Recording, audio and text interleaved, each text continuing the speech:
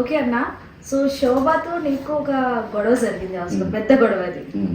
So దాని మీద ఏంటన్న అసలు ఏం జరిగింది అసలు ముందు మాకు లేదమ్మా.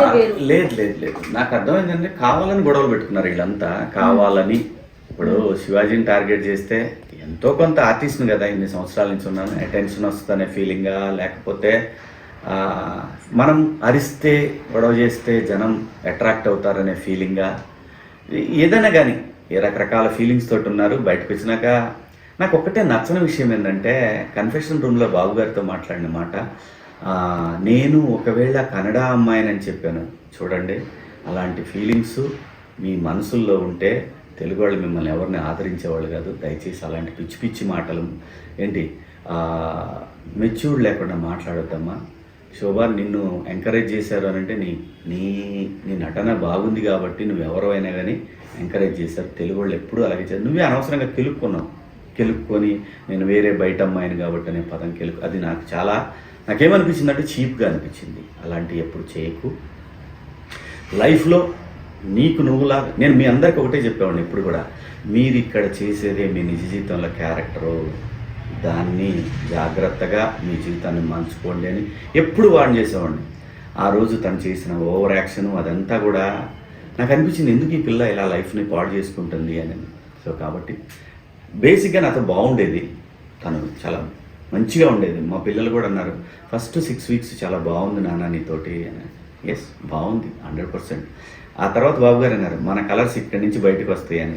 సో మన రియల్ క్యారెక్టర్స్ని భగవంతుడు ఇంకొక అవకాశం ఇచ్చాడు బిగ్ బాస్కి వచ్చిన తర్వాత. మనల్ని మనం మార్చుకునే ఒక అవకాశం. మనిషికి పేషెన్స్ అనేది చాలా ఇంపార్టెంట్. ఆ పేషెన్సీ లేకపోతే జీవితాలు దెబ్బతింటాయి. శోభ విషయంలో శోభ జీవితాన్ని మార్చుకునే అవకాశం మరొకసారి బిగ్ బాస్ నుంచి బయటకు వచ్చినాక కూడా ఇచ్చాడు.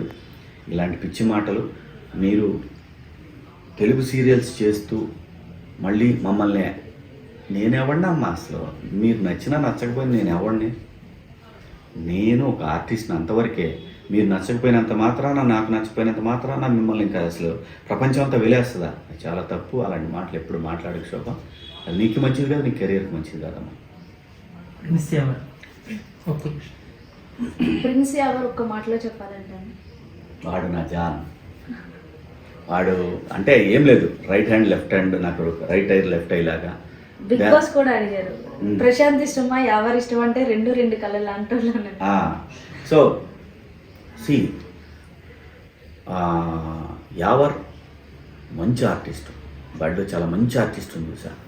చాలా మంచి ఆర్టిస్ట్ అవ్వటానికి కావాల్సిన అన్ని లక్షణాలు ఉన్నాయి వాడి దగ్గర. అలాగే ప్రశాంత్ అనేవాడు ఒక మనం తమిళ సినిమాల్లో చూస్తుంటాం అలాంటి ఆర్టిస్టులని. అలాంటి ఒక యాక్షన్ లైక్ ధనుష్ లాగా చేయగలిగిన కెపాసిటీ తన దగ్గర ఉంది. కాకపోతే వాడిని మలిచేవాడు కావాలి. అలా ఒక్కసారి మలిస్తే మాత్రం పట్టుకుంటాడు అబ్బాయి. మరి ధనుష్ అంతా అని నేను అన్న, కానీ ఏమో హోనోస్ ఒక కప్పు ఇన్ని కోట్ల మందిని పట్టుకొని కొట్టాడంటే ఎందుకు కాకూడదు, అవుతాడేమో.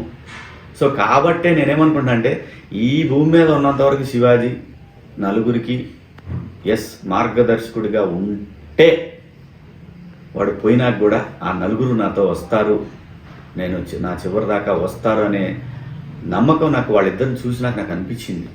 వీళ్ళిద్దరిని ఎలాగైనా సరే వాళ్ళ టాలెంట్ని బయటికి ప్రపంచానికి చూపించాలని అనిపించింది. నేను చెప్పాను వాళ్ళకి, అరే నేనుగా చేయలేను మిమ్మల్ని, పెద్ద పెద్ద ఆర్టిస్టులని, నా దగ్గర అంత డబ్బు లేదు. నేనైతే ఇండస్ట్రీలో మీకు చూసిన నాకు తెలిసిన వాళ్ళందరినీ, దర్శకుల్ని, ప్రొడ్యూసర్ని కల్పిస్తాననే మాట మాత్రం చెప్పాను నేను వాళ్ళకి.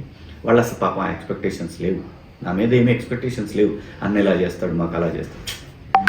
మనస్ఫూర్తిగా నన్ను అభిమానించారు, గౌరవించారు, గుండెల్లో పెట్టుకున్నారు. యావర్ అండ్ ప్రశాంత్ వాళ్ళిద్దరూ నా జాన్ ఉంటాయి.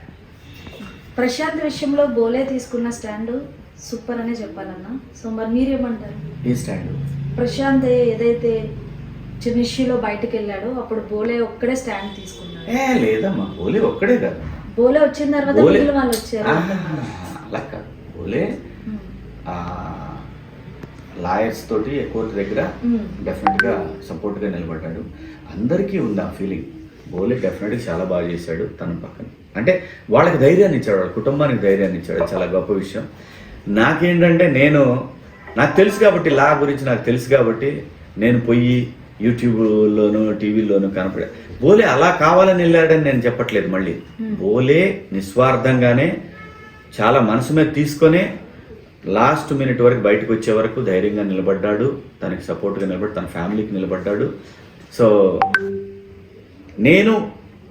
నాకు వాళ్ళ ఫ్యామిలీ రెగ్యులర్ కంటిన్యూస్గా టచ్లో ఉండి ఏం చేయాలి, ఎట్లా చేయాలి అనే దాన్ని కంటిన్యూస్గా నాకు తెలిసి నేను చెప్తానే ఉన్నాను. బయటకు రాగానే ఇంటికి వచ్చి కలిశాడు నన్ను. యాక్చువల్గా నేనే కలుద్దాం అనుకున్నాను. వాడిని ఎక్కడ ఉన్నవారు అంటే నేనే వస్తాను అని వాడే వచ్చాడు, వాడే కలిశాడు. సో మీరు అదంతా చూశారు. సో బోలే, ప్రశాంత్, ప్రిన్స్ యావర్, శివాజీ వేరు కాదు.